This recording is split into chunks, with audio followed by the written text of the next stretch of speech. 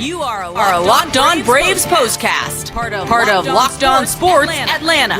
Your team every day.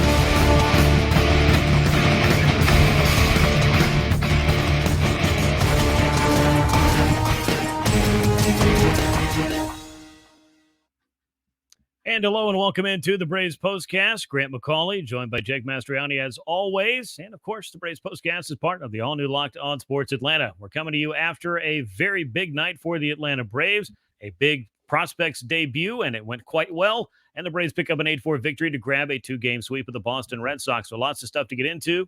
Before we do, though, I want to remind you to subscribe to Locked On Sports Atlanta right here on YouTube. Enable those alerts so you'll get notified whenever we drop a new episode. And make sure you subscribe to Locked On Braves wherever you get your podcast. Well, Jake, let's jump right into it because I think that the name of the day, the big story of the day for the Atlanta Braves is Vaughn Grissom. A surprise promotion for a lot of folks, an exciting promotion for the Atlanta Braves, one out of necessity after injury forced them to kind of look down on the farm to try to find somebody to fill in at second base. But wow, did he live up to the hype? A 2-hit game, a home run as his first major league hit.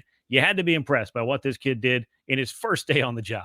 Yeah, playing a position that I know he'd played some in the minor leagues, but still really a relatively new position for him. I thought I was very impressed with what he did. Obviously, the home run, just amazing. And, just how easy is this game? I don't know why more 21-year-olds can't do this, but the Braves have been very fortunate. Michael Harris coming up, doing what he did, and now he's somewhat of a mentor at the major league level to Vaughn Grissom as he kind of ushers him in. I love the back and forth between those two, but I loved Vaughn Grissom, obviously. I mean, just what a debut for him, seeing his parents there. I mean, couldn't have scripted it much better.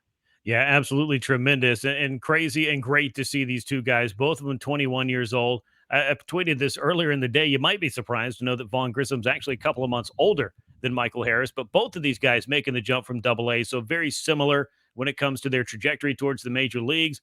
A lot has been asked, I think, of the Braves minor league system over the years as we've seen guys explode onto the scene and make a big-time impact. But I think that both of these guys kind of came into a good spot with the club coming off of a World Series win, a lot of other pieces in place. Neither of them have to come in and be the star that shines the brightest, but that has not stopped Harris from being a big-time producer for Atlanta.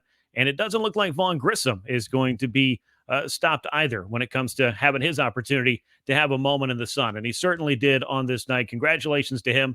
First major league hit, a 2-run homer over the Green Monster. One of the most historic parks in all of baseball and all of sports. Not a bad place to make your debut. And of course, you help your team grab a win and a sweep of a series and something they needed to turn this road trip around. So let's turn our attention to the Braves in game number 112. Atlanta now 20 games over 500 again. 66-46 now, Jake. 8 runs, 12 hits, 1 error, 4 men left aboard. Red Sox dropped to 54-58. 4 runs, 9 hits, no errors. They left 6. Kyle Wright picks up the win, his 14th of the year against 5 defeats. Nick Pivetta takes the loss, drops to 8-9. No save in a game that lasted 3 hours and 6 minutes, and a crowd of 35,406 on hand to see it. And that included Vaughn Grissom's family. And it was really fun to see them living in that moment and living it out with him as he made his major league debut. And of course, hit that home run and helped his club win a baseball game. Yeah, I heard him talk about it in the post-game interview, talking about just living in that moment, like you said, just kind of rounding the bases, not really thinking, oh, how am I going to get that ball back because he's sending it into the parking lot beyond the Green Monster out there. But just, that moment and just how incredible it is. Like you said, playing a historic ballpark, you have your family there. I mean, just what an incredible moment. I loved listening to the interview. Just, obviously having get to hear the kid talk a lot and just love the personality from him.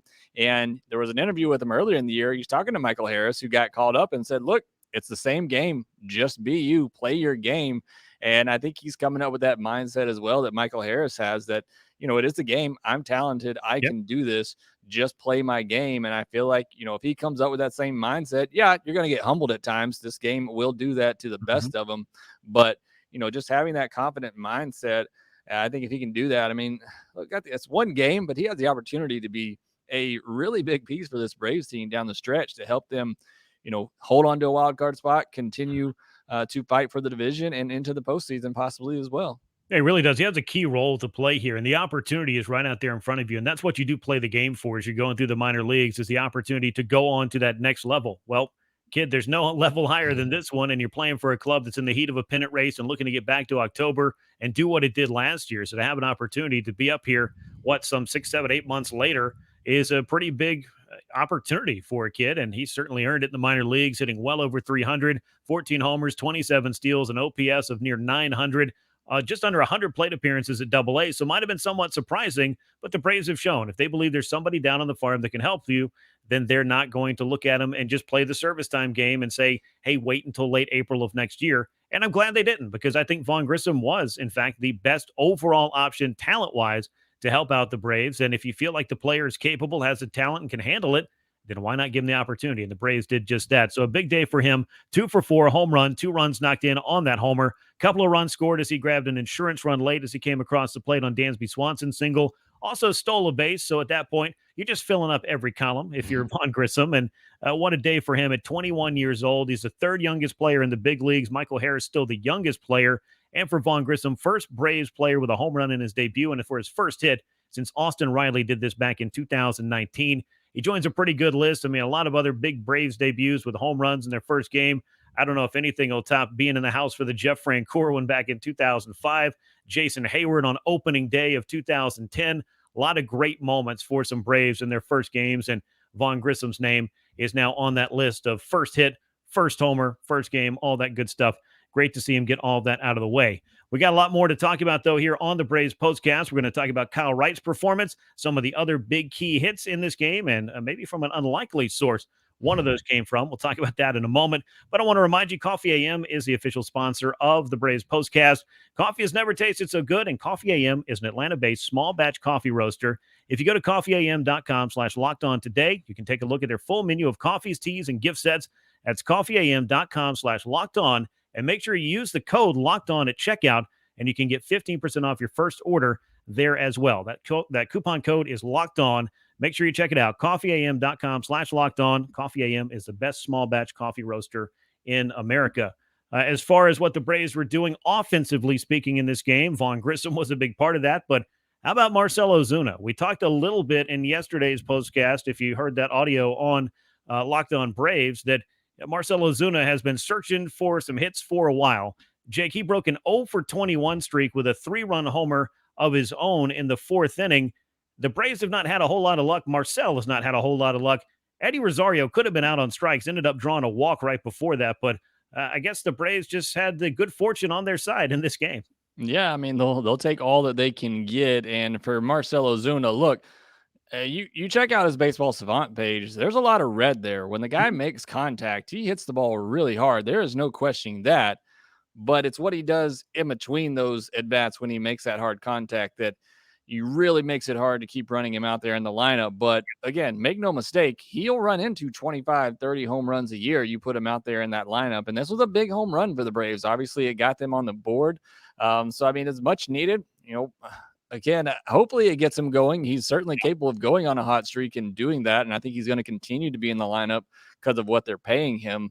So hopefully he does get going. That would certainly be great. And glad to see a little luck go the Braves' way in that one. Yeah, you'll take all you can get, like you said. That's the 20th home run of the year for Ozuna. He's got a couple of home runs this month, but he'd really been in a prolonged cold spell. I mean, this has been a rough season for him. He has had some hits in some different spots that have helped the Braves out. I guess another example of that is what he did on Wednesday at Fenway Park, where he has mashed against the Red Sox. He has enjoyed hitting in that ballpark, and you'll take the home runs wherever you can get them from. And the early lead for Kyle Wright in this game, 6 innings of 1-run ball for him, 6 hits, a walk, and 5 strikeouts. I don't know that he was as sharp as he wanted to be all of the time, particularly in that last frame, but I got no problems with what Kyle Wright was able to do. And Jake, good to see him bounce back after a rough start last time out against the Mets.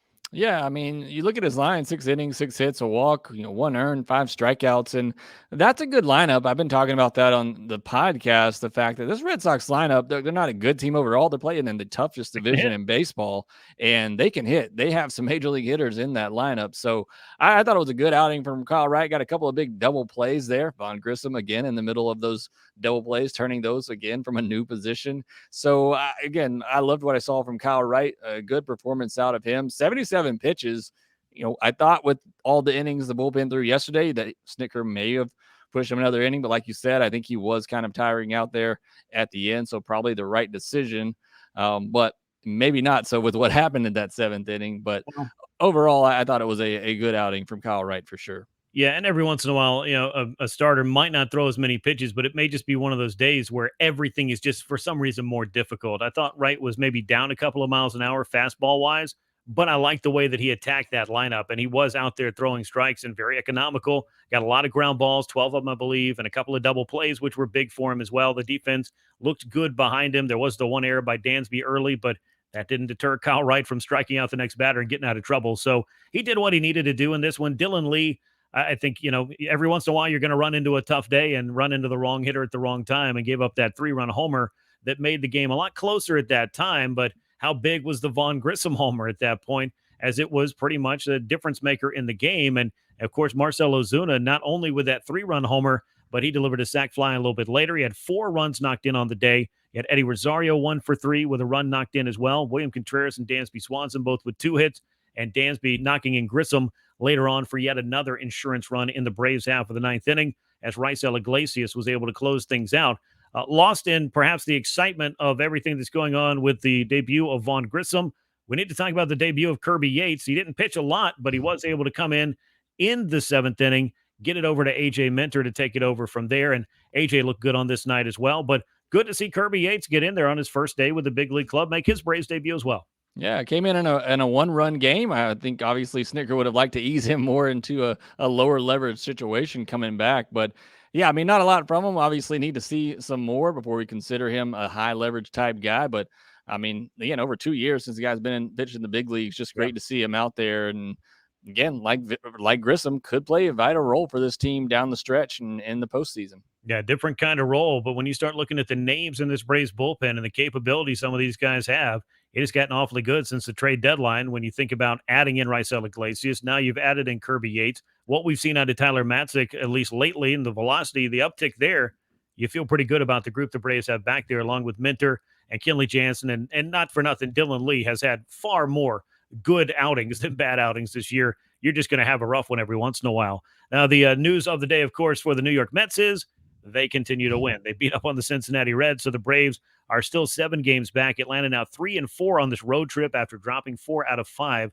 to the Mets. But this 2-game sweep in Boston kind of has helped them right the ship a little bit, and now a pivotal 4-game series awaits as far as what this road trip is going to look like, as the Braves have an off day on Thursday and head down to face the Miami Marlins for 4 games, including a doubleheader on that Saturday. We'll preview that in a moment, but a reminder, as always, to make your moment sparkle with jewelry from BlueNile.com. Locked On Sports listeners get $50 off a purchase of $500 or more. This podcast exclusive includes engagement pieces. You can use the code Locked On. That is code Locked On. Every order is insured, ships free, arrives in discreet packaging, and won't give away what's inside. So shop stress-free and find your forever piece at BlueNile.com today. All right, so the Braves have an off day on Thursday. We will also take an off day on Thursday. I don't know what you'll be doing tomorrow, Jake. I think I'm just going to relax a little bit and get ready for what's always an entertaining, I think, matchup when the Braves and Marlins meet. We'll see how much entertainment is going on. Atlanta definitely needs a series win here. The Marlins have fallen on some serious hard times.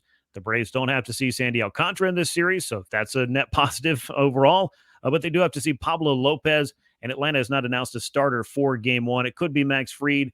It could be Jake Odorizzi as well. Those were the guys that pitched in the doubleheader against the New York Mets last week. So what do you make of where the Marlins are and how important this series is for the Braves to bring home a winning road trip before they see the Mets again? Yeah, we've been talking about starting pitching for the Atlanta Braves. I know Wright had a solid start on this night, but this is an opportunity for the Braves starters to really kind of settle back in. The Marlins have been struggling badly on offense to score any kind of run. So great chance for the pitching staff to really put up some good numbers, kind of get on track, and hopefully the Braves to rack up some wins. Look, I talked about it. These are postseason games for me from here on out. You got to win every single game if you want any chance of coming back to catch the Mets in the division. So got to win every single game that you can. And again, I like the opportunity, the matchup here for the Braves starting pitching to really get on a roll. Well, hopefully they're able to do so. We'll see what the Braves do as far as lining up their rotation for, again, 4 games in 3 days. They are off on Thursday, but another doubleheader, and they'll have to get through that and then obviously come on home and line up that rotation to face the New York Mets again. And the Mets have been red hot. Again, the Braves are 7 games back in the National League East standings as they head into the off day on Thursday. 6:40 p.m. Eastern time on Friday night at Lone Depot Park. It'll be the Braves and Marlins opening up a 4-game series. We appreciate you spending part of your evening after this Braves win with us here on the Braves Postcast, part of the all-new Locked On Sports Atlanta. Make sure you're subscribed on YouTube and click the bell to get the notifications whenever we drop a new episode. Make sure you subscribe to Locked On Braves wherever you get your podcast, and we will look forward to talking to you this weekend as the Braves and Marlins meet down in Miami. For Jake Mastroianni, I'm Grant McAuley. We will catch you soon, everyone. So long.